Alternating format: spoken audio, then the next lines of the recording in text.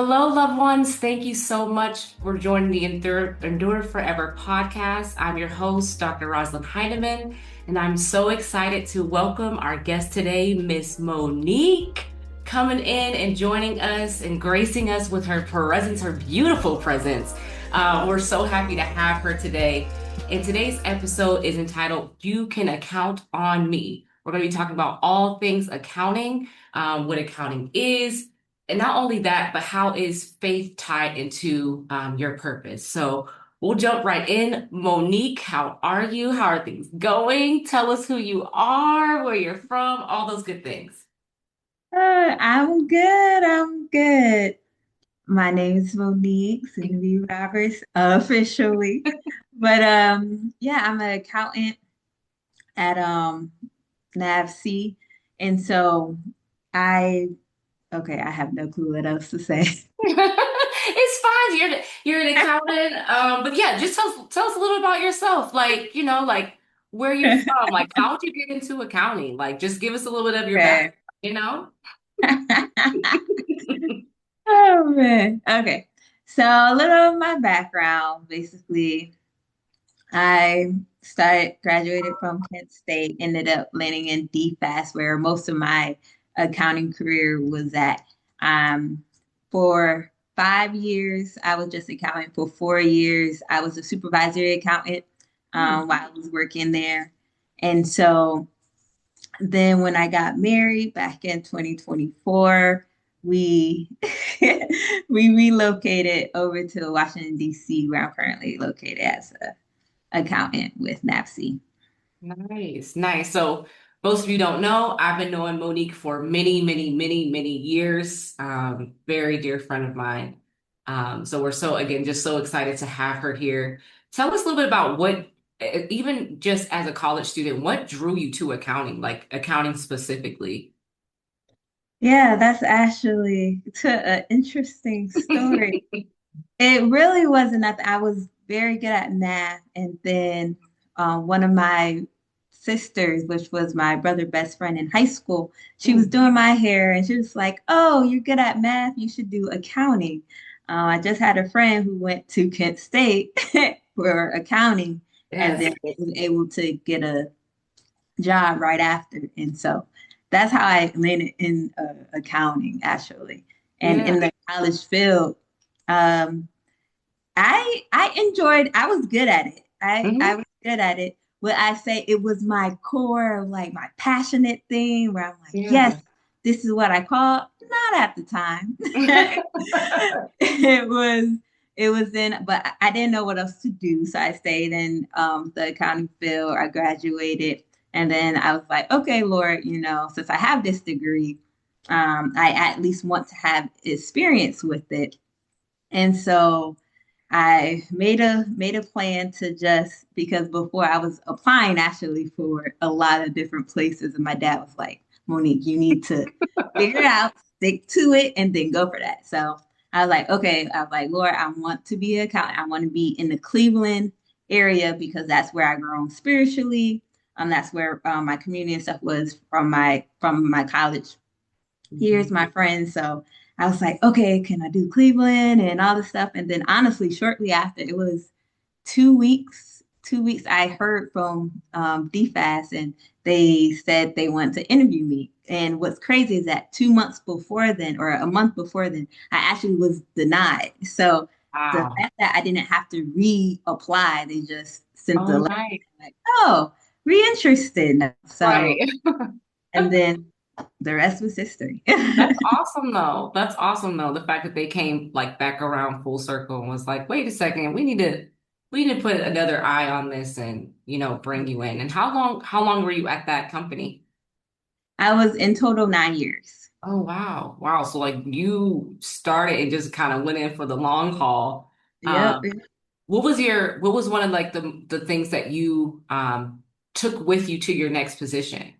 Like one thing that you as because I mean you entered like shortly after college, so like you're a young adult at that point, like you're Mm. new to the professional field, not really new to accounting, but new to accounting in a sense of like working as an accountant at a business.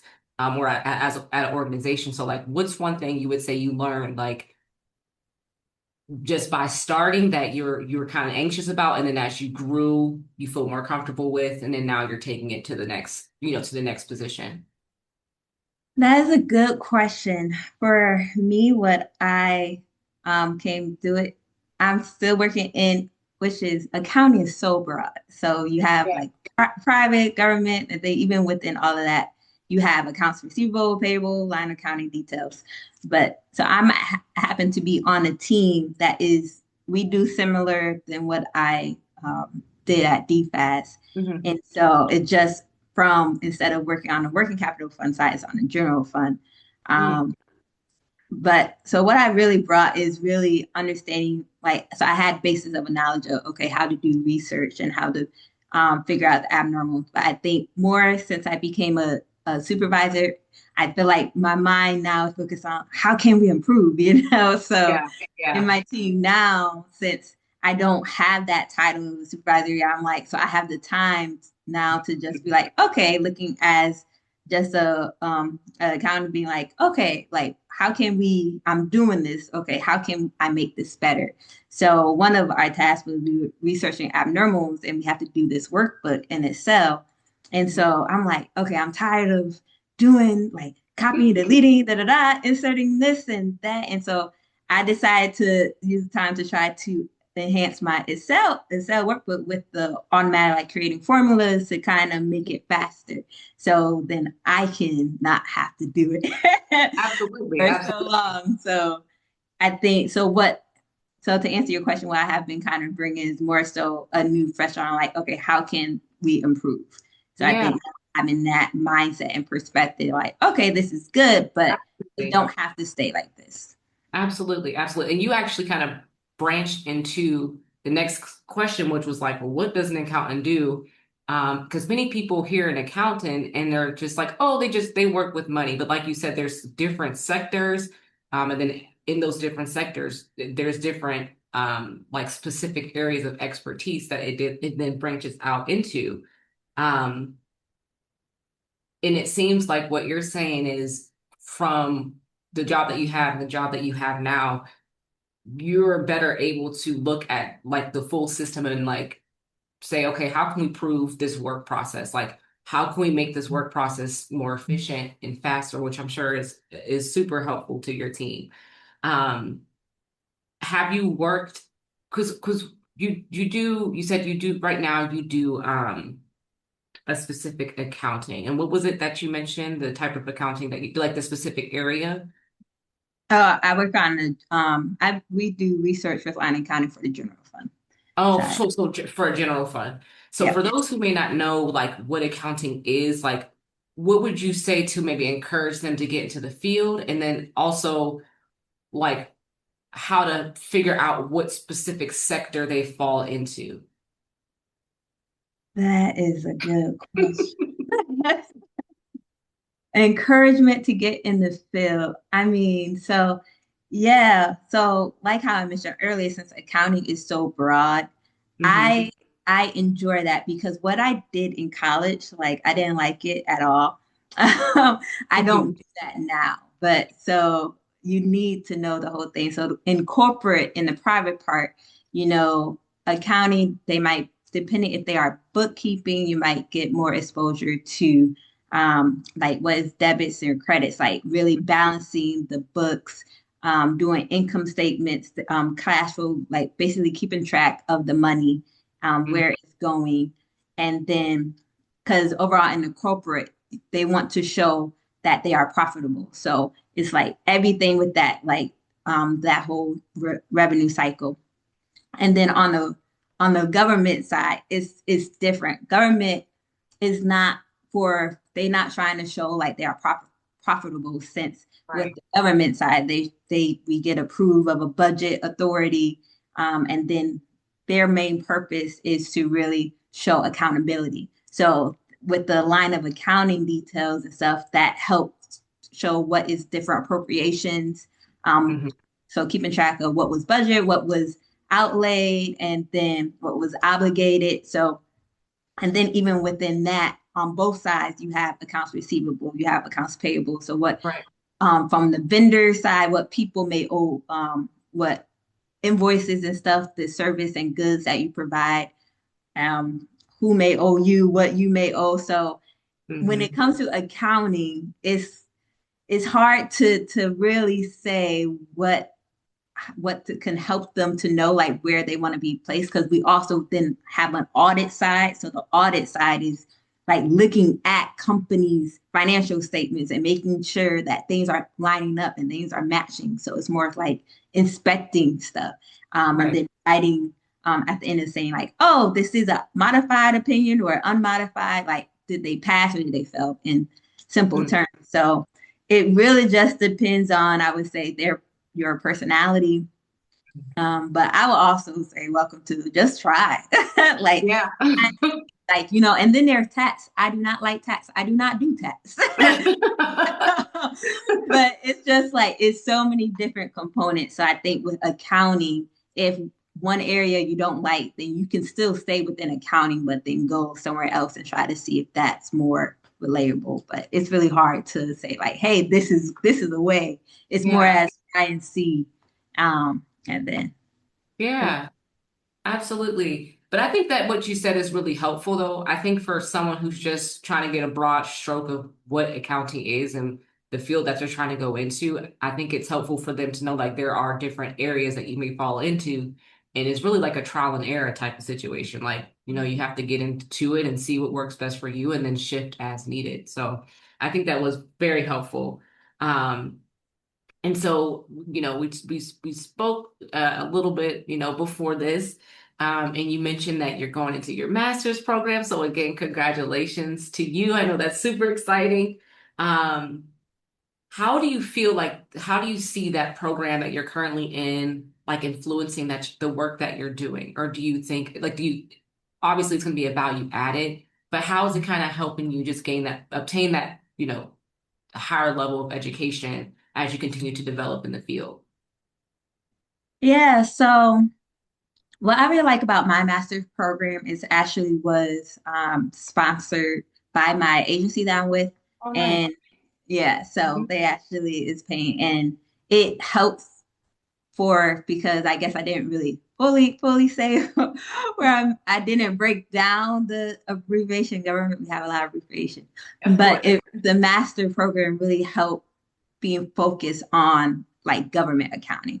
So I feel Mhm. like in college you do more corporate accounting and what that is, Mhm. and they may show a little bit about the federal side, but in where we at, they know that all of us that are attending is working to gain more knowledge about the government side, and so they've been tying stuff together. So I think for Right. me, it's been helpful. I just did a financial reporting class, and for the presentation, we I did corporate versus federal accounting, and then basically laying out the difference and stuff like that. And so, and this was my first quarter, so I know as I go through, that it's 2 full years that we're gonna go more in depth, and it will make more sense about what I do and then how it connects what I feel.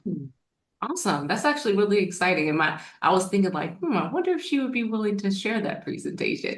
Because I feel like that would be something that like super cool to share that many people, like I said, many people don't know about it. I know about the term accounting, but as far as the depth that it goes, I don't. Um, and I'm not sure, how diverse the field of accounting is, but I think it's always important to expose people to new fields that they may be interested in. And sometimes you really don't know how to be exposed until you hear someone else talking about it. And then you're like, oh, that sounds like you said you get your hair done, or, talking to your sister and she just said, oh, you're good at this. Maybe you should look into this. So that's awesome. I would be interested in learning a little bit more about the differences myself, but we'll save that. We'll save that for another day. Um, just to dive a little bit deeper, because I think I met you. Did I meet you? When did I meet you? I don't know if it was I don't know if it was through Bible study or I don't know. Was it? I can't honestly can't remember. But I know that faith is a big part in both of our lives, and really the basis to which we do what we do. Like that drives our purpose. That drives our decisions. Um, and so I want to kind of segue into that. As far as how has your faith really shaped how you lead, not only in your personal life but also on a team, working in the space where you said like you're looking at things a little bit differently because now you have more experience. Hmm. Yeah, so like Colossians 3 and 23 and 24 is basically saying work, whatever you do, work as if you're doing it unto the Lord and rather instead of humans. So it's like that's really the drive of knowing when you are working or doing anything, like doing it with all your heart, like understanding that regardless if the people you work with or the people you work for, you may like or you don't like, it's like still showing up to bring um your best effort. And so, and I feel like in all of the places that I have been at work, one thing that mainly everybody, even random people who may not even work with me, knows about me is like my joy and my smile and my energy. Absolutely. Absolutely. And people always kind of like, oh, why you smile? I was like, it's nothing but the joy of the Lord. But it's like it's sincere. It's like knowing Absolutely. um like no matter what is happening in the world and in the things, it's like understanding that my happiness and my contentment doesn't rely on what is here. It relies on the Lord. And so Absolutely. I like to just bring that into just being able to be the light in a sense, or whether if it's just a smile or be like, hey, how are you? Connecting with people on the team and stuff like that. So I would say Absolutely. more on the personal side. I'm really big as interpersonal. Because I tell my husband all the time, like I just be talking to people. I do work, but I also take time to talk to people on the team and get to know people. Because that's really big part of me is connecting for people to see that they are cared for, they are seen, and it's not just okay, we work, high and by. Absolutely. And I can attest to the joy and the smile and the love that you allude to everybody that you interact with. And I'm sure, working with you on a team and being a team member of yours that encourages more people than just bringing that light into that space. And seeing people, just beyond like, oh, you're just my coworker. Like, no, I see you and I value who you are as a person and I care about you. Um, and it really does take the joy of the Lord some days Mhm. to, to get to muster up strength, especially when, you're working on a difficult task or a new task, or even working sometimes with difficult coworkers. And I think we all do experience that sometimes where you just have to grab that joy and just run with it the best you can. So, Yeah. And with you saying that, like that's so when I first became a supervisor, because I was the youngest person, this was during 2020. So right, like near the end of COVID, it was November, we was virtual. And it was the time where it was just so much, emotions. Because you as a supervisor, you don't even worry about, how you are, but it's also yeah, okay, how's everybody on your team is. And then we was going through a pandemic and still having these fears or concerns health wise. Also, the team, like, okay, how's the team cohesiveness at that time at that stage? There was still some stuff that had to be worked through on the right. team. It was a lot of emotions and a lot Yes. heaviness. There was times that I was like, Lord, did you call me to be a supervisor? Because this is just too hard. Yes, yes, I get it. Absolutely. Absolutely. Persevere. Yeah. Yeah, and that's so true. And as I mentioned to you before, like this podcast is to shine light on everyday people living extraordinary lives and really showcasing how they have endured, embraced, and evolved. And it's just like I remember actually, I feel like I remember when we had conversations when you were a supervisor, you were a young supervisor. And even in the midst of those, you still found a way to laugh and just joke and, and carry on. And just endured that and embraced, the position that God had put you in at that time. And now you're evolving into this person where you're like, now I can sit back and be like, okay, I have this knowledge, I have this experience, and now I have the time to figure out, okay, what works better? How can I do this faster? How can I share the information that I now have been able to gain, because of this time and because of my supervisor experience to improve my team. So it does really, it's really true when the Lord's, when it says, count it all joy, like regardless of what you're going through, you really have to count it all joy. Um, and that's just so powerful just thinking about it. So I appreciate you sharing that because many people you know, may go into different positions of leadership. And I have so myself where you're excited, right? Like you're just like, yeah, like this is great. Like you're leading a team, but then you get into it and you're like, whoa, like, and you do sometimes forget to check in on yourself and be like, am I regulating my own emotions? Like, and but as you reflect back on it, you find that there are pieces in there that really did benefit you, where Yeah. you currently are, whether it be in your, professional or personal life.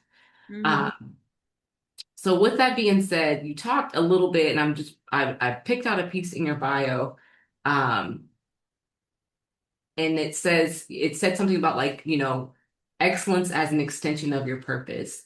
Um, and I feel like you're referencing that in Colossians, but what does that look like in your day-to-day life? Just, being a person of excellence and how you interact with others. Ooh, that's a good question. I'm trying to remember the buy, but I think where that has stemmed from Mhm. was because a couple of years ago, 2023, I led a workshop called Living with Intentionality. And Mhm. so that was really born and drive to really just help show people of living with on purpose in a sense, rather than saying like, oh, I'm gonna do this tomorrow or do that today. Um, Really just pouring out of like, okay, what like be real with themselves. Cause every and that that workshop was basically from my living where I had to first be real with myself, like, okay, you know, because growing up and being in different communities and stuff like that, you have things that your parents may have want you to be, or want you to be like. Your friends are like, okay, they like this. Your church family are like, oh, they like this, or and you going. So I have been a person that kind of really been living where it wasn't like originally like, okay, this is who I am, this is what I want, but it's like, oh, okay, yeah, they doing this, all right, yep, I can do this, I can do that. But it's like really had to center myself and like, okay, like who, like be with myself, like who am I? Yeah. Am I?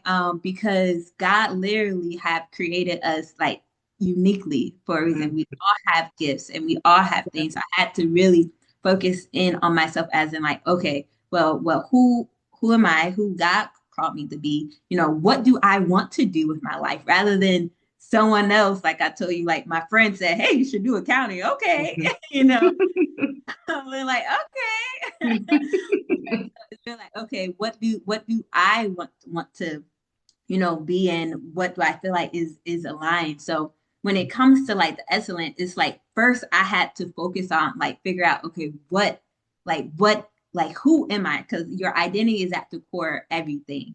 Yeah. Um, and so it's like things that may have been because I also like, grown up very insecure. So I feel like I had to shut a lot of things out Right. where to really be like, okay, this is what I want. This is, and then when I figure that out, okay, how can now I can live that out? And so with the excellence part is really, so yeah, back with all the heart is like, but really being fully committed. And so Yeah. not doing stuff like saying like, oh, I'm a workout, but then you realize you fall off. So it's really of just like, okay, what do I have to put into place? Like what boundaries, or do I need accountability partner, all this stuff and being real with that. And so for me, when it comes to, okay, how to I, be excellent, it's also is a balance. It's like knowing that, yes, I can do more, as in like, because I'm still evolving, still growing, like the Holy Spirit is still working on me, but also showing myself grace of understanding, like, yes, I will fall, I will make mistakes, Mhm. and that's okay. Yeah, absolutely. So it's being excellent, not necessarily on a perfectionist side, but Yes, being in the fullness of your identity, being walking in the fullness of who you are. And so absolutely. I would say that. Good. That is ah, that just touched me. That just you just spoke to me. And I think that like you said, it's not in the sense of being a perfectionist, you know? It's in the sense of living in who you were created to be to the best of your abilities and being intentional about that path. Mm, Um, and then seeking God when you do fall or when you are having struggles setting up those boundaries or setting up that schedule that you need, or like you said, having that accountability partner, and really making the heartfelt effort to make those things happen. Um, so yes, I mean, I saw that and I love that. I was like, yes, I mean, what does that mean to look like to live in excellence without being so hard on yourself to the point where, some people are so hard on themselves and that then they completely shut down. Like you, I grew up very insecure too. So at points it was like, especially, being I was the only black girl in my entire class, K through 12. So it was even just a cultural identity type of thing of like, what is going on? Like just figuring out who I was as I grew, and finding the Lord for one, but then also finding people who can speak into you, who sees you for who you are and who encourages you and motivates you and really, pushes you. Um, Malcolm always says, like, I'm sorry that I gotta give you a kick in the butt, but I love you. Like you need this. And sometimes that can be hard to digest when someone really loves you, they're not mm, gonna see you. They don't want to see you fail and they're not gonna see you fail. They're mm, gonna keep that fire kind of underneath you so that you keep it going, that you keep pushing. Um, mm. and so, with that sense of excellence, and just being, a steward for the Lord, how do you cultivate that culture of like just like stewardship and integrity within your team and in your home, as a wife? Ooh, that is a good question. How to integrity and with the team. I'm actually reading. I'm reading this book. It's part of my master's program, and it's actually really good. Both books are good. One I finished. Is called From Me to We, and Mm, then this other book I'm working on is called The Five Dysfunctions of a Team. And mm, so hmm but basically, to answer your question on how to show integrity in the team, one of the things that was pointed out is really of being that example. It's mm, like, um, so they were talking about how things, even with what's good with team from the Me to We book is, trust. How really good team is having being able to trust one another, being able to be vulnerable and like being able to admit like, oh, I made a mistake, So it's just like that helps for people where iron sharpen iron, where people be like, hey, okay, help me out with this and help me with that. Um, so when it comes with integrity, because I'm still learning as just how to cooperate, because it's just like you can only control yourself. But absolutely. what can help influence your team is really to make sure you are showing like how I'm speaking with people, Mm, is I'm making the time that I want to make, yeah. is I'm being open Yeah. and we're like, hey, I messed up. Like on my I do miss DFAS so much. I love them, but I love my team now too. I love that. Yes. Like both ages, I have blessed me with Yes. great teams wherever I have been.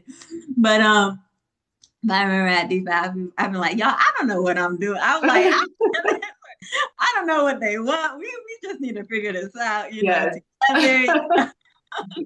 And but it's like that's how you show integrity is really a being honest, being open, being transparent and stuff, and understanding that it's not like a okay, well, you or da da da da. Like you have to put on a mask. It's like no, you can generally be your authentic self, Mhm. and like showing that what I think help then encourage and open the door for other people to Mhm. do that as well.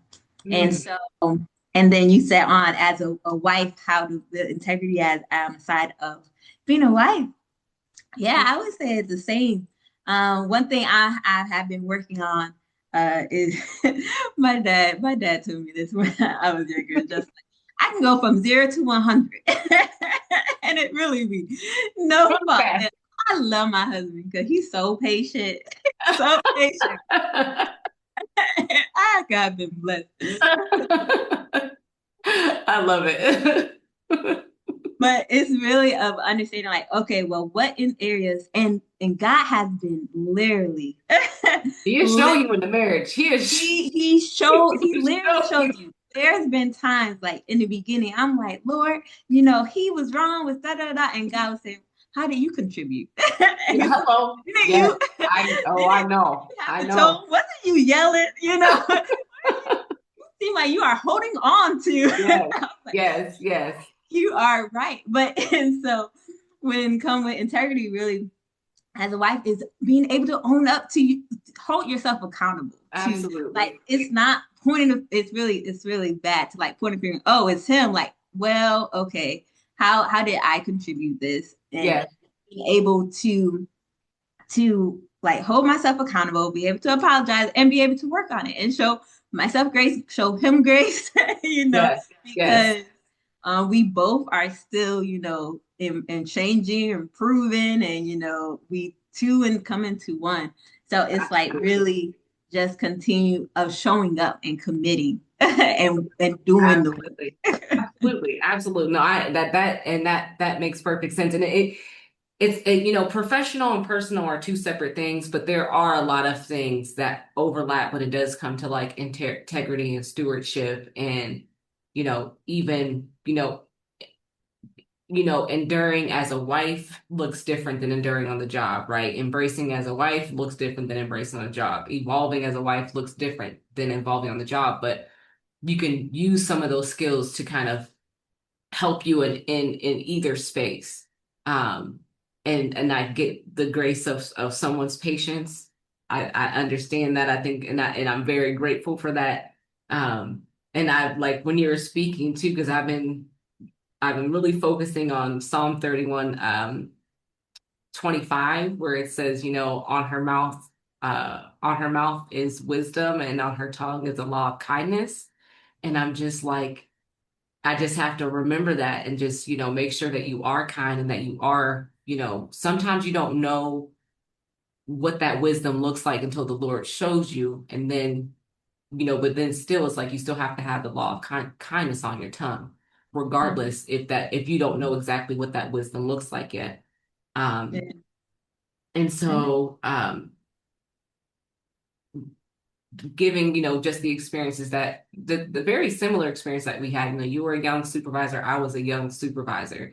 um, you're a newlywed. I would still count myself as a newlywed as well. How do you handle moments where you have to balance like compassion and accountability? Like, how do you balance that? That is a good question. How to balance compassion and accountability. Hmm. I would say, well, I would first start off with, so when you mention that Bible verse, there is something that it was in Proverbs, I can't reference, but it said basically about foolish wives tear down their homes. Yeah. Wise wives, build up their home. Mhm. And so I kind of been on a now reflection of, okay, Lord, like what does it look like to build up your home? So, and with regarding to your question, was just how do you balance accountability and compassion? Well, I mean, yeah, I feel like why can't they go really honestly hand in hand? Because Yeah. Jesus, he hold us account like he really hold, everybody accountable, but he has compassion. Like God is love. And so it just like, I think where it was hard for us even as human beings is just like sometimes when things isn't done the way that we want, or it's like, oh, say that my husband say like, oh, I'm gonna do this, and I'm like, okay, well, you're not doing it, and it's like to be coming on a nagging fee, Yeah. Yeah. or it's like, oh, I was hurt because he didn't hold up his promise, and so I got hurt, and so then my response isn't from a compassion because it's from a hurt. So I think how you balance that is understanding of always looking at your spouse with love and with the grace. And so it's like changing your perspective about just not being like, oh well, he let me down, or oh, and like, oh well, you didn't do what they say. Like this is what. So it's like coming together. So on an accountability piece, because I'm the budget person of the family. So I do hold us accountable with our budget. We have a set budget for the month, but Hmm. it's something that we agreed to. It Right. wasn't that like I wasn't like, oh, I'm gonna do this, and this is what da da da, and our budget is 500 for this, like without talking to him. And Absolutely. so with accountability, what helps with being compassionate and accountability, I feel like is really making sure you have that communication and having agreed. The first you have to have agreement to eat, Hmm. and then to show, and then speak, communicate. Okay, how do we want to be held accountable? Like, what does that look like for us? And so, and then with the compassion, is really understanding where it's just like, at I think at the bottom is just like really looking at our spouse as, yeah, is a gift. I feel like sometimes, negative thoughts, or like, it's so easy to complain rather than be grateful for stuff. And that's just in society. It's not just, in marriage as a single person, whatever. It's always, oh, it's so Mhm. cold today. And I do this Yeah, too. absolutely. Yeah. God has been working on me about, okay, no, I need to need to change my perspective, because if we are looking to look at the bad stuff, then, or thinking negative, then that's how we want to respond. So I feel like with coming from being able to speak in compassion, even with holding from accountability pieces, like, okay, not looking at it like, oh well, you didn't fulfill your promise, and understanding like, okay, well, this person, like, might need more loving in this area of spending. Okay, like how can we work this out together, and okay, what can we change in order for us to continue to move in the trajectory that we agreed on, And Absolutely. so just change the language and change the perspective, I think, will help with balancing more of the compassion and accountability piece. Mhm. Spoken with wisdom. Spoken with spoken with true wisdom. I love that. And and like I said before, it's amazing what God will teach you about yourself when you become a spouse. And you really have to heed his guidance and heed his wisdom in order to, because you're learning more about your identity, about for one, your identity about who you are, but also who you are in Christ, and who he's purposed you to be. Um, and so, how do you see your faith and that accounting expertise um coming together as you continue to move forward, as you just continue to evolve? How do you see that continuing to come together or even continuing to grow? Ah, that is a good question. How do I see that continue? I mean, I feel like I'm not a vision person. But I say I will be here, a few years ago. But I'm looking, so I don't really have an answer. I would say, but I am looking for it, because I feel like even just of seeing from where I was in college to who Mhm. I am now, it's just just all the growth and the things that had occurred. And then when I was back in Ohio, it just like, even with the leadership stuff, I had mentors who poured into me, who pushed me to be like, hey, you should join this. Hey, you should do this. And Yeah. so for now, I definitely want to, like, I was mentoring people back then. As I understand my agency and Mm-hmm. where I'm at now, I want to continue mentoring when I'm there for longer. If someone's open to it, sure, I'm always open. But I guess I really Absolutely. like to know the whole my whole company. But so, and then yeah, just really continuously to be the light and to build connections with people, authentic connections, and to hold open our home and our to have space for people to just come, whether if it's professionally, whether it's just like, hey, I just want to hang out and stuff like that. Because I think also knowing something that me and my husband, we really big on connections. And Mm-hmm. there is a lot of people that want connections Mm-hmm. that Yeah, want to hang out, and it's much harder to find friends or to have friends as an adult because college absolutely. is easy. And Mm-hmm. yes, I'm just looking forward to being able to provide that space for people to feel safe and to feel loved in. And so that's really something that is on our hearts for us to show the love of Christ to people, whether just by building through our relationships with them. So, but Awesome. That's fantastic. That's fantastic. Anything else that's like, upcoming besides like the mentorship piece and wanting to, continue to do that? Like I know you're, still in your master's program, still going strong. Um, Anything else on the horizon that you and your husband are working on or that you're looking forward to? uh for now, we are moving soon. We got a home, so excited to finally feel settled. Um, Yeah. professionally, yeah, I do want to actually go back to being a supervisor. Like I just Nice. feel like I stepped back because I'm like, oh, getting married, moving, but I really actually do have a heart for just being able to influence the team and to Mhm. kind of incorporate intentionally incorporate stuff. And I think it's easier, um, like as a supervisor and stuff. So I do want to do that in the future. And my husband, he is working on his business called Leading from Within. And so Yay. definitely when that's launched, I would definitely recommend because it is truly like how to being able to lead in just a authority and the confidence Mhm. from a heart posture of who you are from your identity. And so bringing that back, bring that piece of just in the world at work and professionally and wherever is really important. So I would definitely recommend. I'll let you know. Absolutely.